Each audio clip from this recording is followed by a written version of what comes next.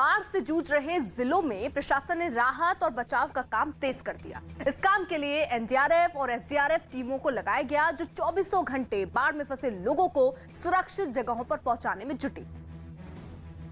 जिसकी एक तस्वीर भागलपुर के नाथनगर इलाके से सामने आई। वहां बाढ़ में फंसी एक महिला और उसके नवजात बच्चे की सूचना मिलते ही एसडीआरएफ की एक टीम फौरन एक्शन में आई और वो नाव पर सवार होकर उस महिला के घर की ओर निकल पड़ी।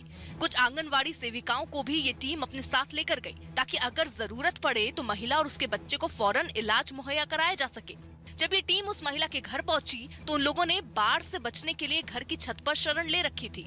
एसडीआरएफ टीम को देखते ही पूरे परिवार ने राहत की सांस ली और जल्द ही महिला और उसके बच्चे को वहां से निकालकर सुरक्षित जगह पहुंचा दिया गया।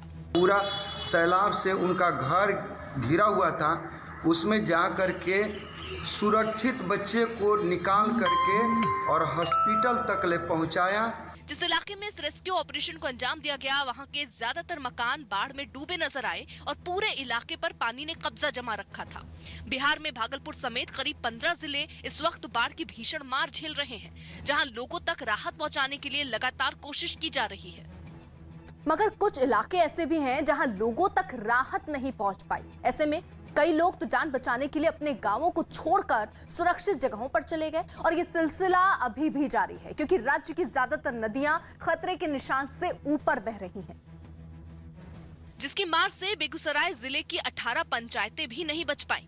बाढ़ से हालात बिगड़ते तो वहां से सांसद और केंद्रीय मंत्री गिरिराज सिंह खुद लोगों का हाल जानने के लिए बाढ़ प्रभावित इलाकों के दौरे पर निकल पड़े। इलाके के सांसद को अपने बीच देखकर बाढ़ में फंसे लोगों ने राहत की सांस ली और केंद्रीय मंत्री ने भी लोगों को मदद का पूरा भरोसा दिया। इस बार जो बाढ़ आया है बेगूसराय में, वो बाढ़ सारे रिकॉर्ड तोड़ दिया है। राहत टीम के साथ नाव पर सवार केंद्रीय मंत्री इसी तरह पूरे इलाके में घूम कर लोगों से हालचाल पूछते दिखाई दिए। साथ ही उन्होंने उन राहत शिविरों का दौरा किया जहां बाढ़ पीड़ितों को ठहराया गया। बेगूसराय की जो पंचायतें बाढ़ से जूझ रही हैं, उनमें कुछ की हालत बहुत ज्यादा खराब नजर आई। बाढ़ के पानी ने कच्चे पक्के सभी मकानों को अपनी गिरफ्त में ले रखा था, लिहाजा जान बचाने के लिए लोग किसी तरह नाव का जुगाड़ कर सुरक्षित ठिकानों की ओर जाते नजर आए। जबकि कई परिवार तो ऐसे हैं जो अभी भी बाढ़ के बीच मकान पर पूरे परिवार के साथ जिंदगी जीने को मजबूर दिखाई दिए। कमोबेश ऐसे ही हालात मोकामा जिले में भी दिखाई दिए। वहां की उफान पर बह रही गंगा नदी ने रिहायशी इलाकों की ओर रुख किया तो लोगों की जिंदगी ही पटरी से उतर गई। घर, मकान, दुकान और नेशनल हाईवे पर पानी का कब्जा दिखा। सड़कों पर पानी भरने से गाड़ियों की रफ्तार पर भी असर पड़ा। इलाके के एक अंडरपास में तो घुटनों से ऊपर तक पानी भरा दिखाई दिया, जिसकी वजह से लोगों को काफी परेशानी का सामना करना पड़ा। हरियाणा के पानीपत की सड़कों पर सबका जोश हाई दिखा, क्योंकि गोल्ड मेडल जीतने के बाद नीरज चोपड़ा पहली बार अपने घर समालखा पहुंचे। इससे पहले ही पानीपत से लेकर उनके घर तक स्वागत के लिए लोगों का हुजूम उमड़ पड़ा। सैकड़ों की तादाद में लोग हाथों में तिरंगा थामे गोल्डन बॉय नीरज चोपड़ा की झलक पाने को बेताब दिखे। पानीपत पहुंचते ही नीरज को उनके प्रशंसकों ने घेर लिया। उनका स्वागत फूल माला, शॉल और गुलदस्तों से किया गया। इसके बाद जब नीरज यहां से अपने घर के लिए रवाना हुए तो उनके काफिले ने मानो रैली की शक्ल ले ली। चारों तरफ उनके चाहने वाले उनके साथ अपनी मोटरसाइकिलों और कारों के साथ हो लिए और नीरज किसी फिल्मी हीरो की तरह कार की खुली छत से सबका अभिवादन करते नजर आए।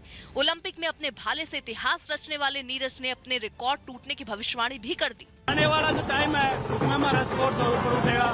जो बच्चे गेम देख रहे हैं वो खेल लेंगे और ज्यादा अच्छा करेंगे। नीरज के स्वागत के लिए उनके घर में भी तैयारियां जोरों पर दिखी। घर पर मेहमानों के स्वागत में शामियाना खिंच गया तो वहीं भट्टियों पर पकवान बनते नजर आए। कहीं सब्जी उबाल मारती दिखी तो कहीं गुलाब जामुन की थाल सजी दिखी। नीरज के लिए खास तौर पर उनकी मां ने उनकी पसंदीदा चीज तैयार की। अच्छी से तैयारी कर रखी है और सब तैयारियां करी हुई है। स्टेज लगा हुआ है, खाने में उसके लिए चूरमा बना रखा।